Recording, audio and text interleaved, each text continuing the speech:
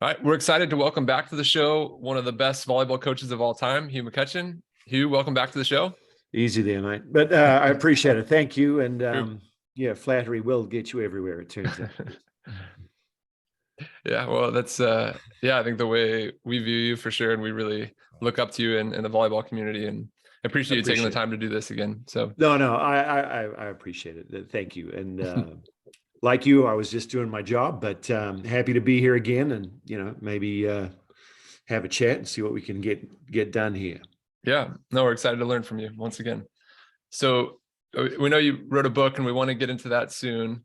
But Sure. first, I don't know if you're open to sharing, recently retirement. We want to celebrate that, and if you're open to retiring, talking about the decision to retire, and maybe talking Sure. about your new role.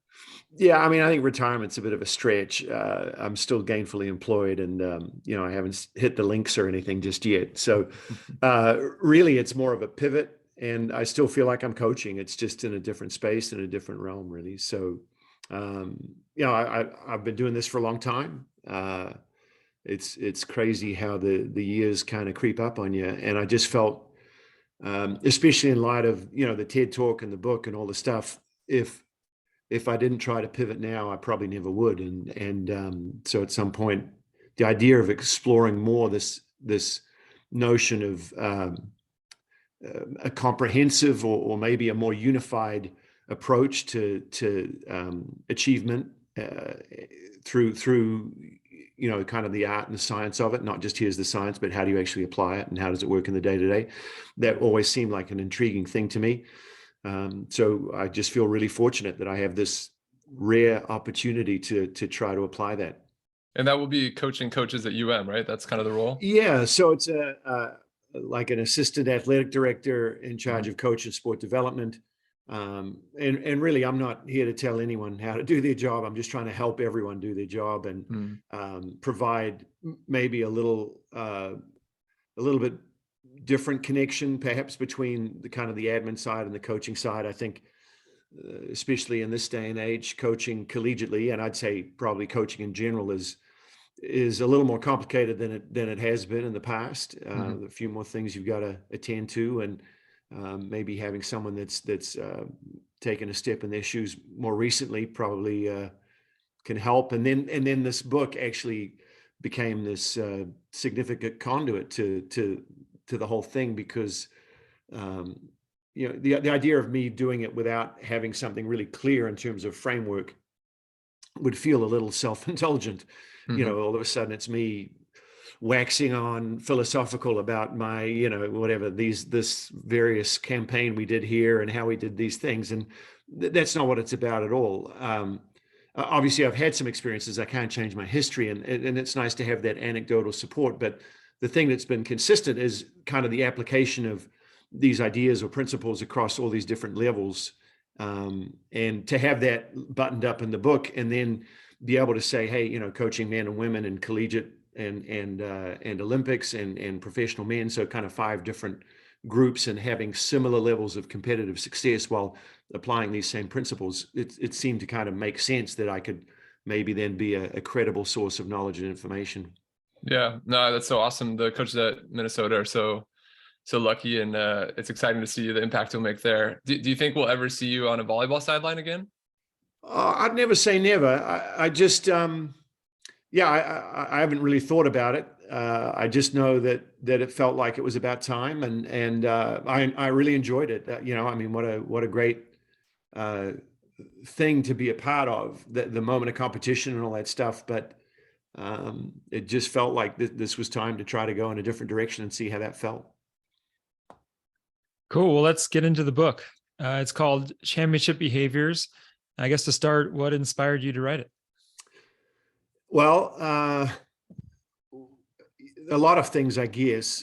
First and foremost, going back to this idea of, as I was going through coaching with these different populations over the years, and kind of identifying common threads, I guess, through the different campaigns. Not so much in terms of, the teams are all different, the levels are all different, the people are all different, but here were these principles that were the same, and it was this idea of being able to apply them to different populations. Because as we know, coaching is not algorithmic. It's not controlled inputs leading to controlled outputs. It's this idea of being able to work with a group and play to their strengths and maybe shore up their weaknesses and all that kind of stuff. So as I got to this point in my career, as I said, I've always been interested in this idea of coach development. I think it's one of the real spaces in our current kind of sporting world. And what I mean by that is, as I said in the book, I was doing some research and found this very random but kind of strange statistic, I guess, that there's 5,300 or so universities, 57 of which are offering undergraduate degrees in coaching. And if we paired that back to my son, our son is currently in 7th grade, right? He's 12 years old. His math teacher has a degree in mathematics and a certification in teaching. And his basketball coach, I don't know if he has a degree, I don't know if he has a certification in anything, but I think coach probably has a bigger influence than teaching. So the thing that I could see in all these levels of coaching, from youth sport through to collegiate and Olympic, was this coaching business is really complicated. I think anyone who believes it's just coaching or let alone teaching, that it were. I mean, it seems to be, I used to say coaching was about 20% of what we did. It feels like it's gotten down to about 15 now. But on top of that, there's no academic rigor. Well, how about this? There's a lack of academic rigor. And so we tend to be very tradition based in this profession. We tend to, like we parent the way we were parented, we tend to coach the way we were coached. All I wanted to do was maybe try to fill in some of the spaces so that coaches weren't feeling like they were just on an island, that they had a resource or something to go to at least get them to think. I'm not interested in telling people the right or the wrong way to do it. I'm more interested in, I guess, effective and efficient methods. And so being able to use my experiences and then having connected with some really brilliant people in their respective fields and take on their knowledge and then be able to kind of, synthesize all of that into this body of work. It seemed like really a cool project to take on. And that was that. Yeah. That's really cool. I wanted to go back to you talked about the influence, your 7th grade basketball coach would have on your son and how it's a huge influence, and there's no barrier to entry. Anybody can be a coach, and it's such an important profession. So I guess I think about that space. The issue is a lot of people volunteer, like they're offering their time to do it. So what do we do? Reading your book is one great step, but is there need to be more barriers even on a volunteer level? Well, yeah, what I think is most of the barriers we're worried about are the ones that could lead to some kind of litigious harm, like and they should be, right? I mean, we want to keep our kids safe, no question. That being said, I don't know how we could do this, but the idea of giving all coaches like a little 10-page booklet of here's a few things you should be thinking about in terms of practice design or drill constructs, or just get them thinking a little bit about how to plan a practice and how to teach to it, versus the idea that it's all about coaching. Because again, that's a really important distinction in my mind, the idea of teaching and coaching, and you have to be able to do both. But what I think is our coaches coach, their examples are the NBA or whatever, and so everyone's got a clipboard or a little whiteboard, and they're putting out plays and doing all this stuff, and the kids can't pass or catch or you know what I mean, like so what does it matter? We got these great systems, but we can't execute. So I don't know. I think at some point, just the idea that, hey, maybe you want to think about this a little differently. The TED Talk thing I did was again kind of connected to that narrative of like sport has to be more than just wins and losses. It has to be a bigger value add to society than just the outcomes. And the coaches become a really important conduit to that. So can we get, especially our volunteer coaches whose careers aren't on the line, can we get them to be about development than they are about wins and losses. And that means that a lot of different stakeholders have to remove their ego probably from the outcome. But can we, I use the analogy in the book of young kids who, are 8 or 9 or whatever, and they're already being put into a position and having specialization be part of their sporting narrative when we don't know how tall they're going to be, or I don't know if Magic Johnson had only been allowed to play forward, would he have been one of the best guards in the history of the NBA? But because he was tall, he could have easily been pigeonholed into that. And that's a convenient example, I understand. But I think that's exactly what we're speaking to, this idea of like, we don't know what kids are going to be 5 to 8 years down the road. So why limit them? Why not have everyone do everything as long as we can? And there's research to support that that's a pretty viable way to do it. Yeah, no, I definitely agree. I'm curious, one more along this line, because as I've been watching my daughter who's in 4th grade, I go and watch her practices, and it can be painful to watch with someone who cares so much about coaching and has studied it. And part of me is like, well, it's not my job to go tell them what to do. But the other part of me is like, well, I really want my daughter to have a good experience and to love sport. So I don't know, I guess, how do you interact if you're watching, your son and the practice is, not principle based, or, like you, I try to stay well clear of it, and I don't say anything. But yeah, like you, I also question whether that's, quote unquote, the appropriate action.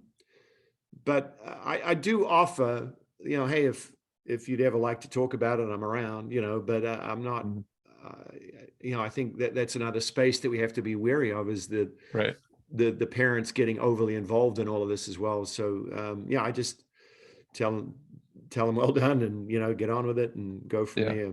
But, again, this idea of the book, maybe that becomes a really objective way to maybe I start giving out copies of that, or if we get to this place where we can have like a short and sweet, here are the high notes kind of little pamphlet that we can distribute, maybe that helps too. I don't know what the answer is. Yeah, it's hard. It is. Yeah. John just goes outside and paces the parking lot. Yeah. No. Well, I think it's Cass always says, like, you don't, or he would always talk about, you don't want to be the coach that had, where the kid quits, the kid's last coach. That's the one you don't want to be. And I never really thought about it like that, but I can see what he means, especially in youth sport, where there's so much going on above and beyond whatever's happening on the field of play. So, can we make this a really good, and not good as in warm, fuzzy and group hug? I'm talking about good as in, learn to work, learn to learn to compete. Can we get some tools here that can be applicable in their current circumstance and beyond? Can we get that for them? And so they feel like they're being equipped with things versus maybe being judged or punished or whatever for their outcomes. So you mentioned how most coaching is just from tradition. I guess what took you down a more evidence-based approach? And then I guess what steps would you recommend for those newer coaches when all they know is kind of how they've been coached? Yeah, well, I was incredibly lucky to, land at BYU, no question. McGowan and his ability to pull his knowledge of motor learning, obviously a former motor learning professor, pull that into the gym and kind of codify a lot of that research into this idea of teaching and coaching. I think for me was really impactful because. One of the things I try to talk about in the book to build a little empathy for the process of improvement is that I started playing volleyball quite late, and I was always feeling like I had to play catch up. So I was very interested in the idea of efficient and effective, and that's certainly what motor learning principles bring to your practices, is this idea of like, hey, we can there can be a method to this madness versus just somehow reps. And without really too much structure or feedback, the idea that can be a very clearly delineated plan for your improvement. I mean, that seemed really compelling. And, once you get into that line of thought, and then you see it as a player, I was in that gym for 3 years, and then I went and played in Finland for a year. I played in Japan for a year.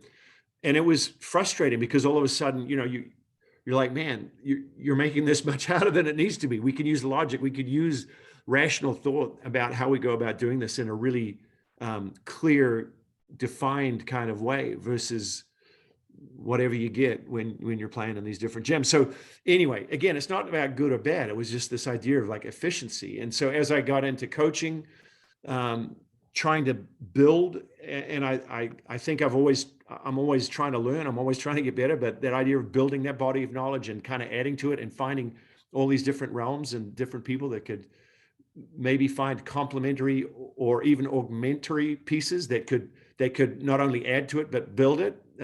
That's kind of been a cool pursuit. That's awesome. And yeah, it's always fun to hear, anytime Carl comes up, just his influence on the whole community. So, and I know profound, no doubt. Yeah, for sure.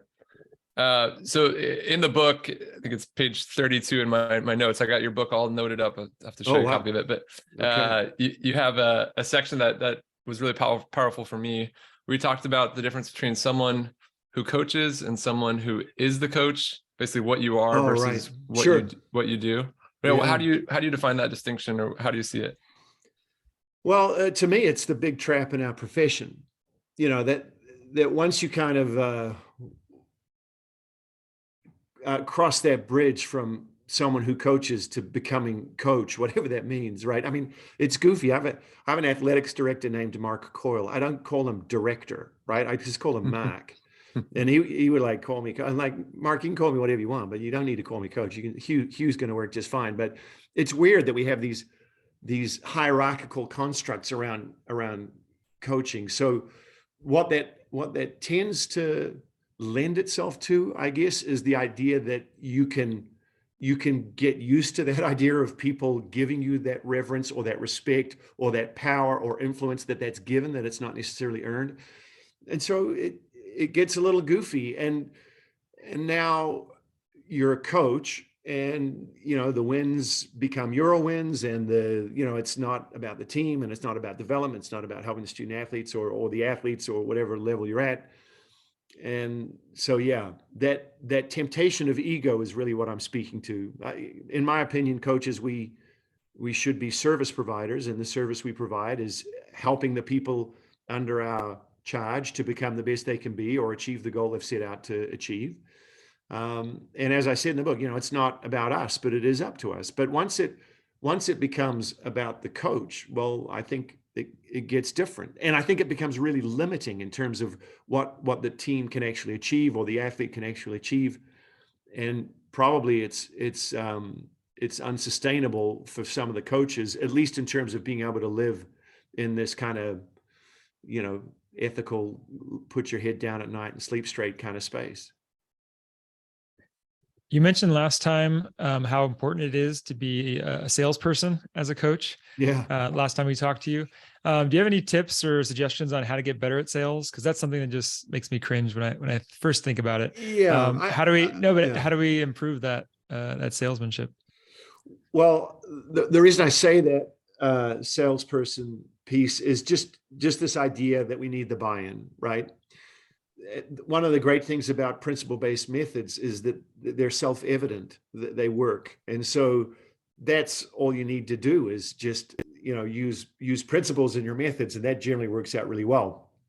And I'm not saying this thing's prescriptive. So, maybe how you frame it or how you do it probably matters. But as long as the guiding principles are based in best practice, then you're going to affect change, and then the buy-in gets easier and easier. One of the things that we say is, athletes get addicted to improvement. So if you could show that you can shift the needle, then it gets to be pretty good after that. But it's not selling like a used car. We're not that. We're selling, fundamental skill mastery and high functioning team culture and the ability to play well with others, all that kind of stuff, so we're trying to sell a product that probably you believe in, so it's easier to sell and it's easy to get them to believe in because, like I said, it works. And then I guess, have you had to have conversations with, resistant players that don't buy in? Any strategies around that? Yeah, I think it's one of those things where you need to hey, just try it out and see. Well, and maybe there's two camps to that. Can we get to the point where we have enough chits in the emotional bank account to just get them to dip their toe in the principle-based pond and see what that does for them? Or there's also going to be athletes that are really good at what they do. Like, so when I coached the national teams, technically there were some inefficiencies, but some of these players at the moment of contact looked perfect. So did we care so much about how they got there? No. The fact that when they were hitting it or when they were making contact with the ball, they were where they needed to be. That was enough. So again, you got to kind of choose your battles, I guess. But I'm not saying that if it isn't broke, you should fix it. I guess what I'm saying is, as you go through it, everybody's going to have some differences about how they do these things, and we're going to have this. Let's imagine a continuum of fundamental mastery that we're trying to get people along, as far as we can. But maybe we just don't have that capacity, so we got to get them as far as we can and just be cool with that. I love the phrase you said, the emotional bank account, and getting chips in it. How do you get chips in it? Well, consistency, right? Again, if you can show people that that the space between what you're saying and what you're doing is really small. So first of all, hey, I'm a service provider. I'm here to help you, and you can help them in lots of different ways. And one of them would be you're a knowledgeable and credible source of information that you can coach them and teach them in a way that works for them. And again, I think the days of coaches, that whole dictatorial mindset of I say jump and you say how high or whatever, that's done, right? You've got to meet them where they're at and be able to coach people to who they are, and even teams to who they are, right? And that changes year to year. But I think the idea of, hey, I'm in it with you and I'm here to help. You don't have to beat me and beat the opponent. I'm just here as a value add for you. I think that lends people to be a little more vulnerable and a little more open to change, because in all of these spaces, in the coach-player relationship, I guess we'll call it, or the coach-player interaction, you have the ability to show consistency and build trust by saying what you do and doing what you say. And if you can do that, then that keeps building.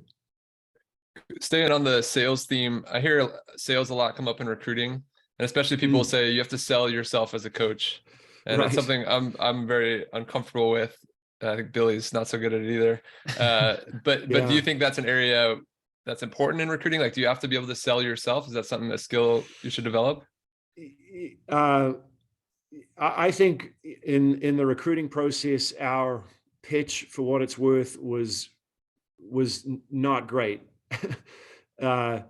Hey, if you want to work hard, learn, compete, and be a great teammate, this is a really good place. If you don't want to do those things, it's probably not the right fit. And not because we're anything other than clear about what's driving us. So I think in terms of selling, because I get it. It's such I kind of, now that you're saying this, Billy, I'm cringing at the fact that I said that, even though I understand it was the right thing to say, but it implies all kinds of other. Well, it opens the window to dodgy interpretation. There's nuance. Yeah. Yeah. All I'm saying in terms of sell it is to thine own self be true, right? It's whatever you're selling in your program is got to be who you are, what you're about, what your program's about. And, whatever your personal narrative is, if you're worth your salt, then just tell them, like, hey, go ask people if I'm any good.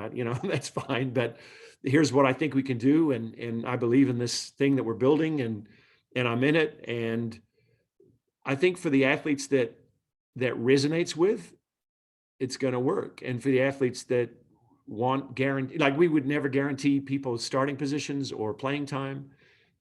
We just guaranteed that we'd invest in everyone's development.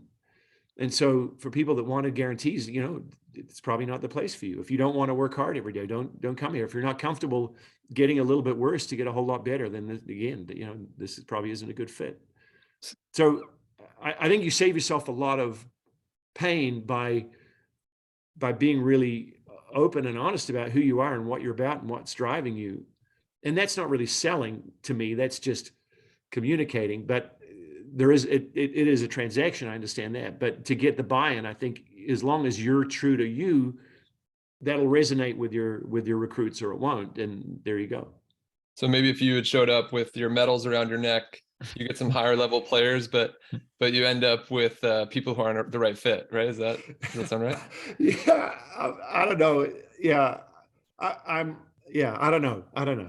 I just think, that there's this notion of, one of the things I said in the book is, we can't all get 5-star talent, but we can be 5-star teachers, and we can maybe help those athletes to become 5-star learners. And so I think there's an opportunity as you go through this to, you need talent, no question. You can't win the Derby on a donkey. You need some thoroughbreds, but maybe who they are their senior year of high school is not who they're going to be their senior year of college. And if you can affect change, and if you feel like you can teach and really help them to get better, then, and they're invested in that process of change as well, then I think maybe it's okay if you don't get the top kid. Maybe you get someone who's close, and see if you can help them out, and then they'll help you out.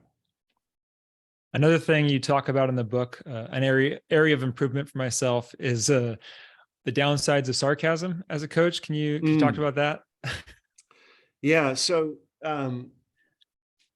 the thing, and it took me a while to get my head around it too, because I like a good witty repartee as much as the next person. But that being said, I do think that sarcasm can create spaces. And so it's all about efficiency for me. So even though you might say something kind of deadpan and you're joking, if that athlete has to spend any time or energy wondering if what you said was real or a joke or some kind of judgment or whatever, well, that's time and energy that they're not spending on the task at hand. And so I just think it was more like, you can become a distraction, and you can create spaces, but you become a distraction, and maybe someone's in a good space and you go with a dum and it lands flat, and now their progress is maybe not so good on that day, and you lose a day of practice.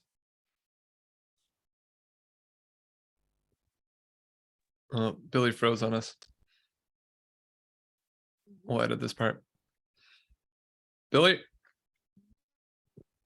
All right, I'll do the next one. All right. He'll come back. We'll look forward to it.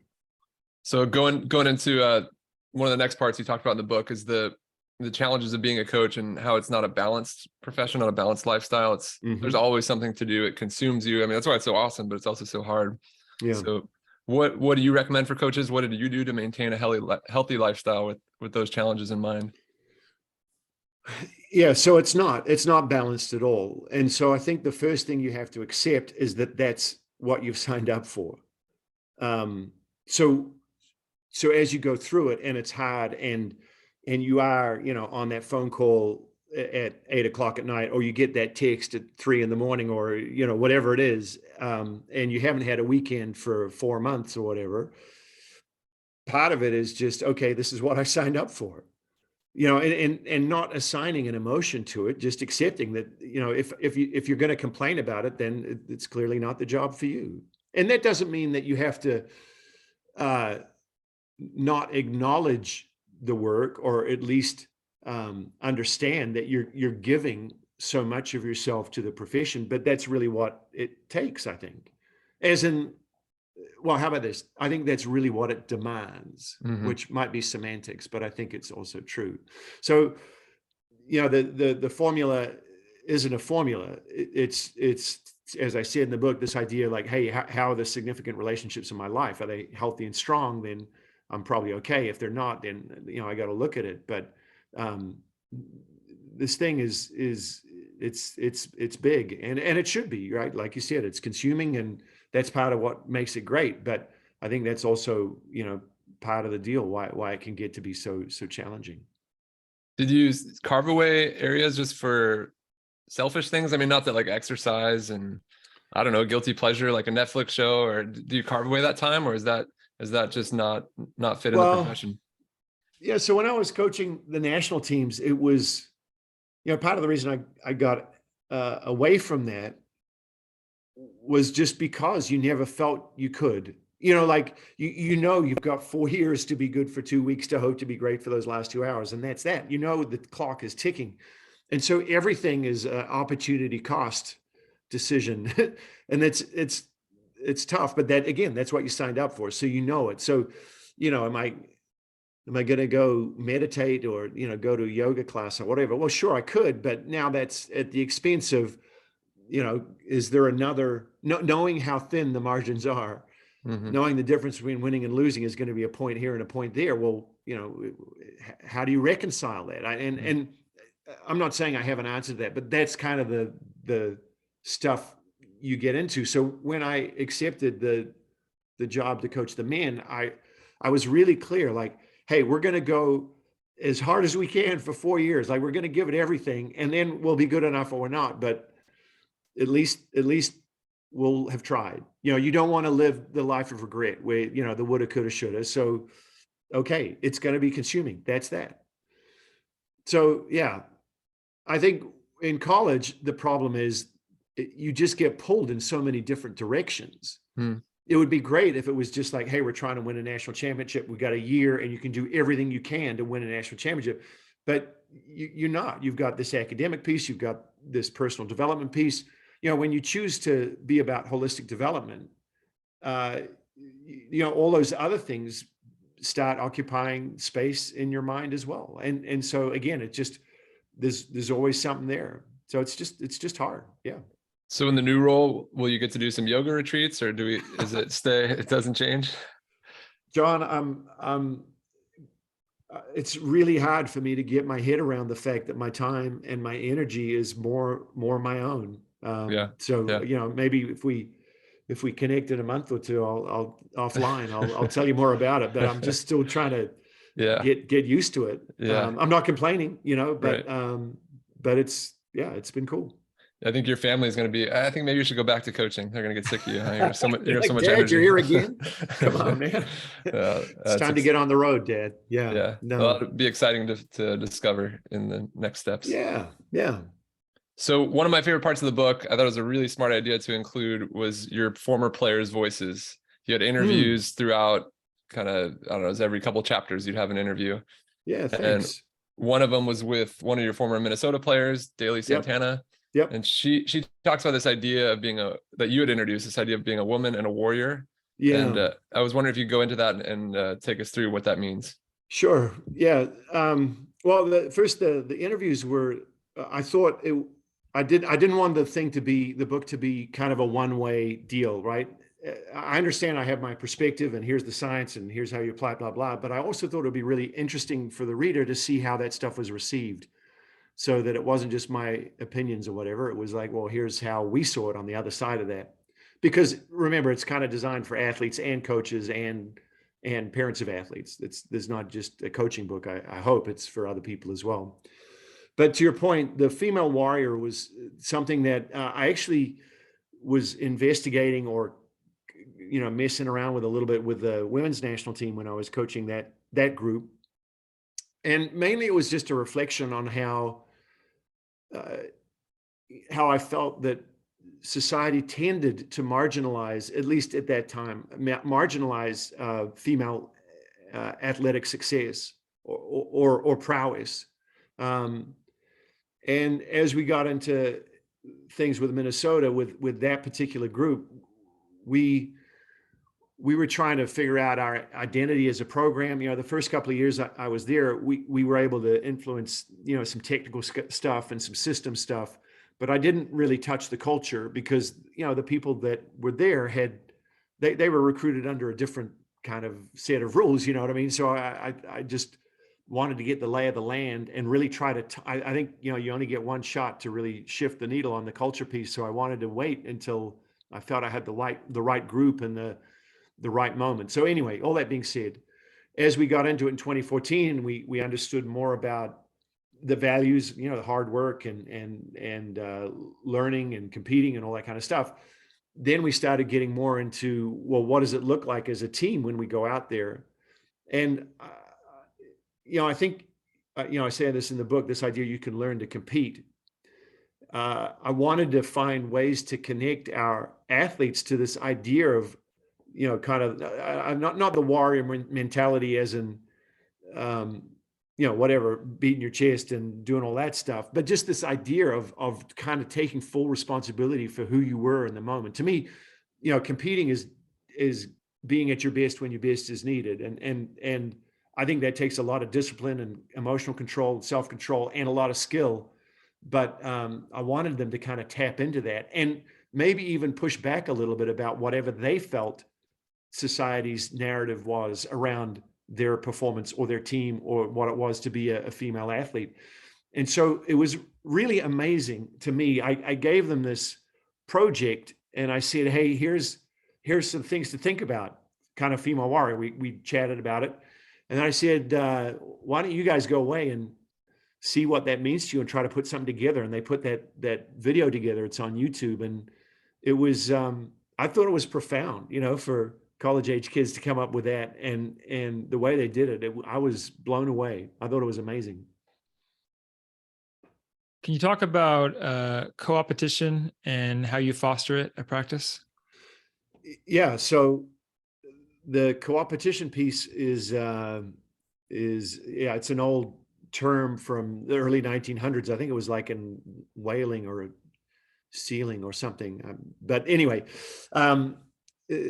these days it's kind of more of a game theory and more of a business thing. But I think in sport it's really relevant as well. This idea that within the team, even though we're competing, we're actually working together. That it probably speaks to this bigger discussion about what is competition, and I think many people see competition as a binary kind of 1 or a 0 thing. You won or you lost, versus the idea that I know John's better than I am, but if he knows he's going to start this weekend, there's no incentive for him to work hard, and I'm not very good. We know that, but if I don't work hard, then if I know I'm not going to start, then there's no incentive for me to work hard. And if I play A team versus B team and A team kicks our butts every week, then again, what are we doing? So what I'm trying to have people at least consider is there could be a different way of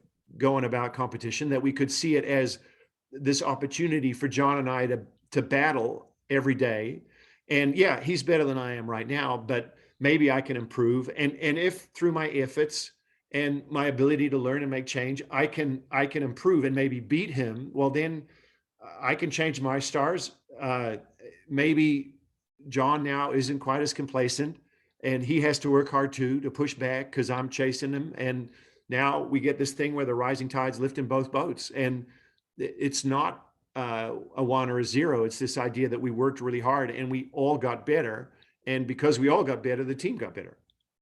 How would you create that? Was that the environment in practice, or is that conversations you're having with maybe that junior who's ahead of the freshman and having them try to mentor? How do you go through that? Well, it's all of that. And it's difficult because the current social narrative around performance is about outcomes. There's no one that's, getting into this conversation about, help your teammate by supporting them and being selfless in that regard. So we talk a lot about trying to shift from probably their socialization, which is be the best one on the team, and get them into a space where, hey, can you be the best one for the team? And that doesn't preclude you from having exceptional performance, but the idea that the great ones make those around them better is a real thing. Now, I understand they had to get great themselves, but the idea that you can add synergy or add value to a team's performance by being not only good yourself, but helping those around you, I think that's a real thing. And I think as coaches, we identify that, we love that. I just don't think we teach to it very often. So we try to present that pretty early on as like, hey, no one's going to win this thing alone. You have this responsibility to your improvement, but you also have a responsibility to your team and your teammates, and you've got to honor both those things. And, I think now we're off on another tangent, but the teammate thing is really important for me. I think so many of our expectations around these groups are based in this idea that we're all going to be friends, which is at the very least naive, right? The idea that you're going to have 12 to 18 best friends every year on a team, on a volleyball team, is probably unlikely. But you can be a great teammate. And so I tell them again from the beginning, like, hey, you can be a great teammate, and that's a bigger responsibility than being a good friend. I mean, that doesn't preclude friendship or being friends, but maybe there isn't someone you jive with. Well, that's cool. You can still be a good teammate for 3 hours, and then you don't have to see him. That's fine.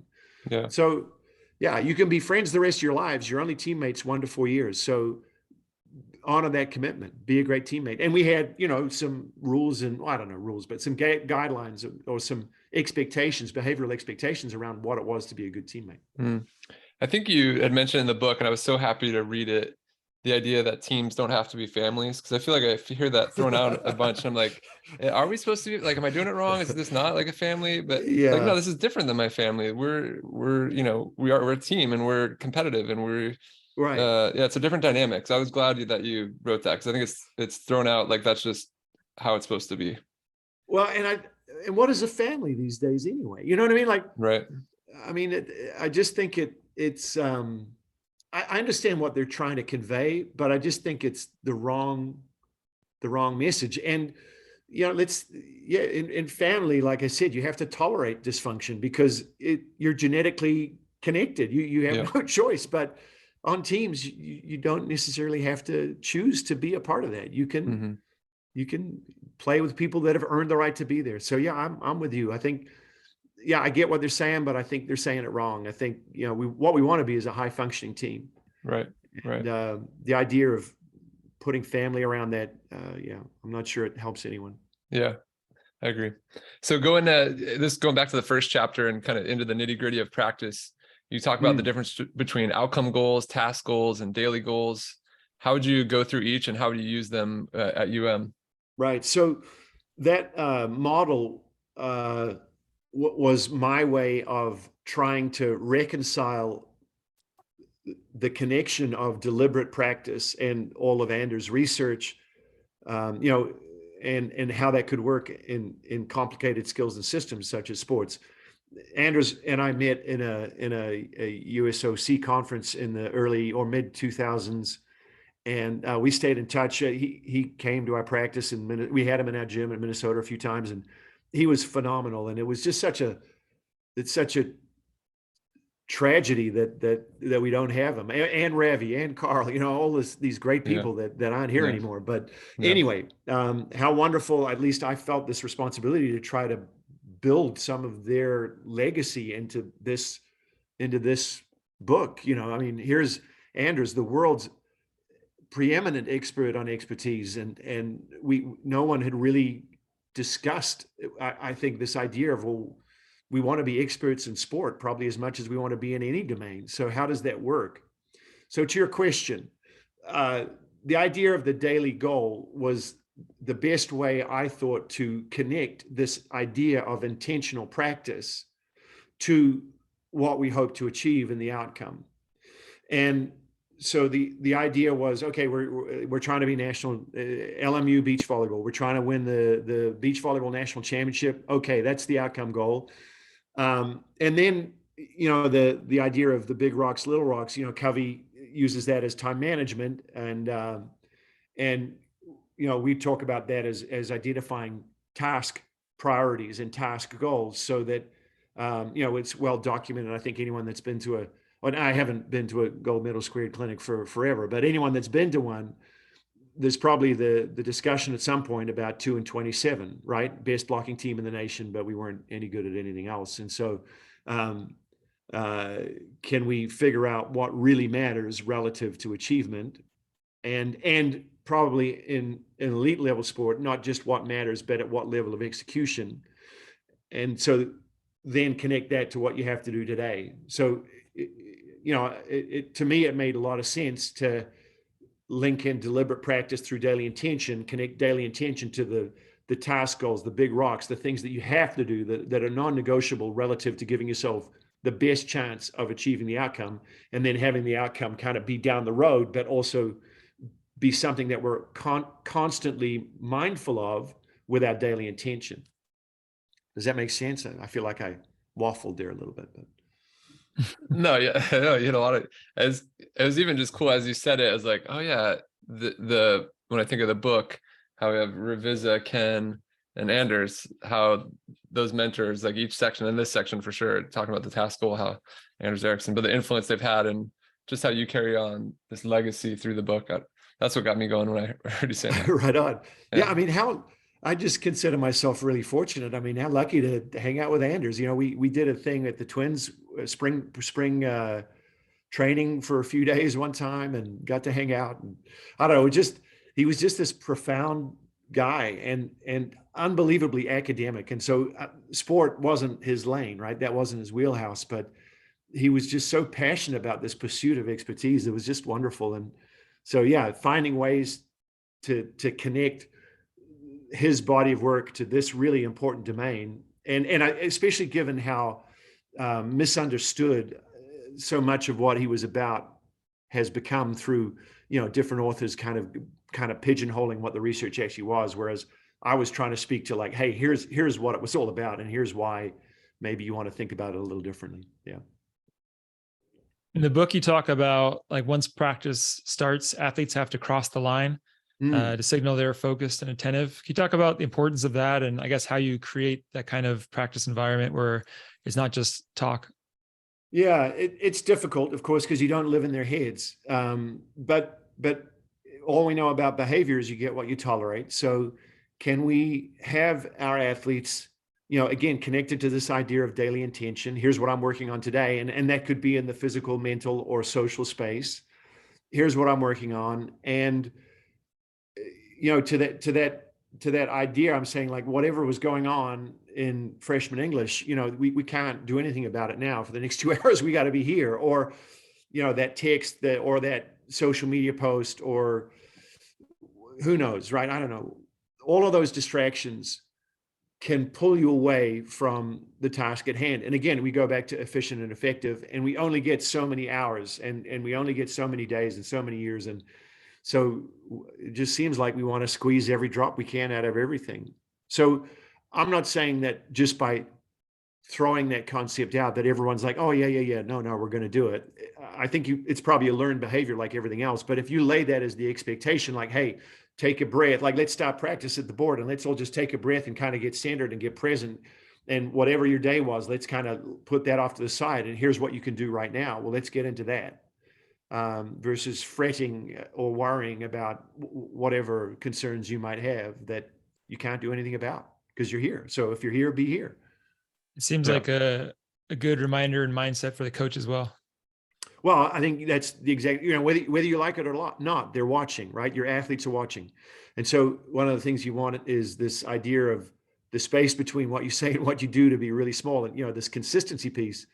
So yeah, if you're distracted because someone cut you off in traffic on your way to practice or something, well, they're going to be distracted too. You can't, if you want them to work hard, you've got to be the hardest working person in the gym. If you want them to cross the line, you've got to be able to cross the line every day. Like it's up to you. You've got to live it.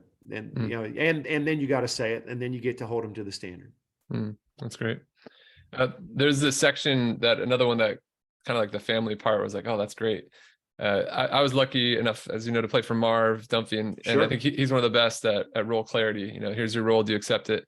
And he's really clear. And I think one of my issues is I thought about it as I've become a coach, I want to have role clarity. But then I also thought about, you think about the research with Carol Dweck. I'm just saying what they are, and it's a permanent deal.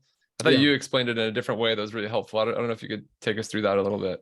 Sure. So I also agree role clarity is really critical, but you don't want it to be a definitive conversation. You want it to be this idea like, hey, this is what we need you to do today.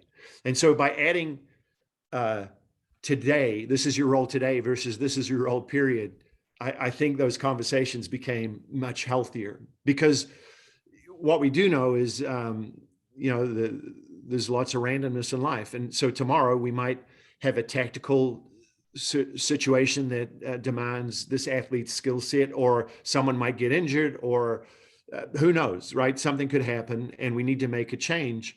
So, what they were today, we might utilize their skills differently tomorrow. But also the idea of like going back to co-opetition. Okay, here I am today. Well, what do I need to do to change? Well, here are the things you need to do. Okay, well, then I can work. And if I can get better, then maybe my role is different tomorrow. So it doesn't become such a defining statement. It just is, right now, this is what we need you to do. And that could change tomorrow, but it might not. We'll see, you know? Yeah. Yeah. The power of adding that one word. I even think in terms of maybe as an athlete, talking about your skill, like the opponent was better today, or it's exactly right. I didn't play my best today. Yeah. Yeah.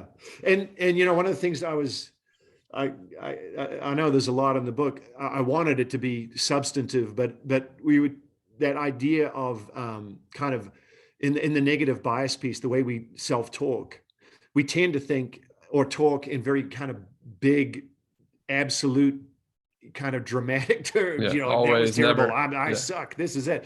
Like we're saying these as absolutes, and adding today probably softens it a little bit. Yeah, for sure. Well, that hits on the last couple of questions we wanted to ask, going into the mental skills side. I was really excited throughout it. Ken Ravizza came up a bunch, and he had a huge influence. Almost every day before I competed, I would read Heads Up Baseball, just a couple pages, and was lucky to meet him a couple times and get a big hug from him. And he was so important for I think a lot of the sporting world and the field of sports psychology, what it is now.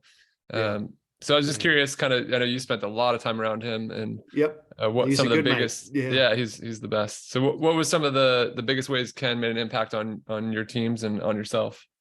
Well, I think with the teams, if you want a story about Ravi, I think just when we got him to work with the men's national team, we had tried on a couple of different fronts to engage with sports psych. And both were very unsuccessful. So we don't need to go into that. But it was like third time, and you're like, man, the guys are now looking at me like, what's going on? We're going to waste another hour. I mean, honestly, after one of these sessions with one of the first two, I pulled the guys out and I apologized. I gave them an hour off of practice the next day. I'm like, I'm sorry, I sucked that hour out of your life. I'll give it back to you tomorrow. Like, that was terrible. So anyway, we were all a little gun shy. But when I was talking to Ravi about it, I was like, Ken, this is the group and this is the history, tell me how you want to frame this. And he just said, look, I'll give you 45 minutes. And if the guys want me back, they want me back. And if they don't, no problem. Whereas the other two guys were so busy kind of forcing their sports psych agenda down everyone's throats. And it just felt really disingenuous, whereas Ravi was so comfortable in his own skin and was just like, hey, it's cool. If they want me, they want me. If they don't, they don't. And it just spoke to his belief and conviction in what he was about. And to me, what he was about was this idea of the real application in the arena, not just the theory of whatever psychological domain you came from, but like, how does it actually work in sport and in life? And that was the power. So for me, he just became this really dear friend. And, we chatted a bunch, and again, we had him in the national team gyms from time to time. And sometimes it was a good fit. I think with the men, we got into a good space, especially in the serving space, closed loop, all that kind of stuff. In some of the other domains, I think with some of the guys, it was good, but really successful with the women. It was good. A little bit more hit and miss because we were trying to change a lot with that team, and maybe that was too much. But we also had him with our athletes in Minnesota. And so one of the things, we got story time with Ravi here, but one of the things was going on was we were in practice with Minnie, and he would be like, hey, when you're getting ready to serve, work the breath. And then he's like, and have a look at your hand and get ready. And so all of these kids, I think it was probably 2017, all these athletes got into this thing where they'd go back and look at their hand. And I was like, why the hell, you don't, like, it's there. I promise you don't have to look. But then I would have coaches calling me and like, hey, we see all of your athletes are looking at their hand before they serve. What's going on there? What's all that about? And I'd be like, yeah, just thank Ravi for that. Yeah, I'm not sure what it does, but if it works for him, more power to him. Yeah, that's awesome. No, I think I had the same experience reading different sports psychologists, listening to. It felt, poetic and philosophical, and then meeting Ken and reading Ken was like, oh, I can use that tomorrow. That's going to make an impact right away. And that's where he was, I think, so great at what he did. Yeah, he was awesome. He was awesome.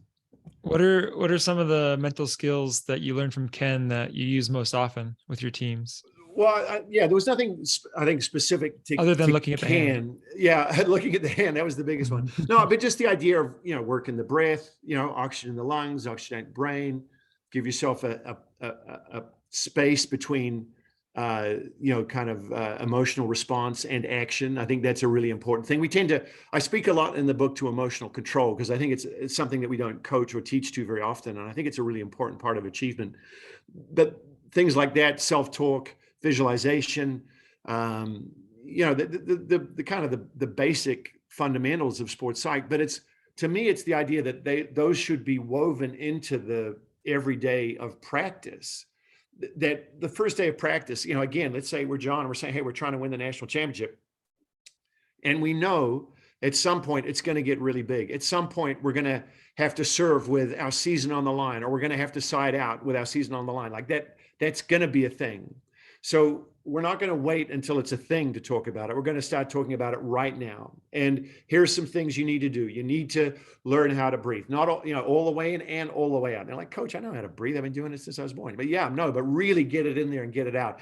And talk about the idea of like, hey, you're going to have emotion and that's fine. But we also get to respond to the response. And here's how you self-talk. And it turns out what you say to yourself is really important. And you're the best feedback mechanism you have. You need to know that. So you have to be helping yourself and you have a responsibility. And then building out into all these different parts of the kind of what would deem to be the mental game. But to me, they're just the idea of competing and being present and giving yourself something to go to. And the thing I was able to, that I love most about the book is here's Anders' stuff, and it connects really well to Ravi's stuff, and it connects really well to motor learning, and it connects really well to achievement.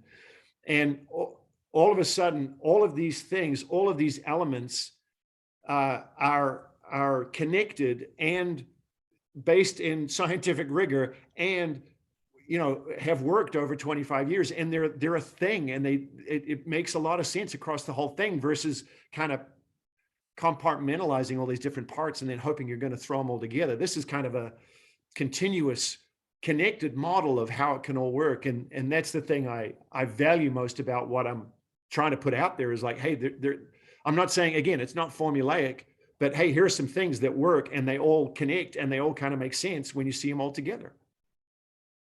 That's great. And you pulled it off really well in the book. And I hope people will go get it. I got mine on Amazon. I don't know if that's the best place, but it's called Championship Behaviors. And they'll learn a lot. We barely touched on the tip of the iceberg here. So there's a lot more to learn as people go and read it. But yeah, Hugh, we really appreciate all that you've done and continue to do. You inspire me to want to be a better coach, and look forward to continuing to learn from you.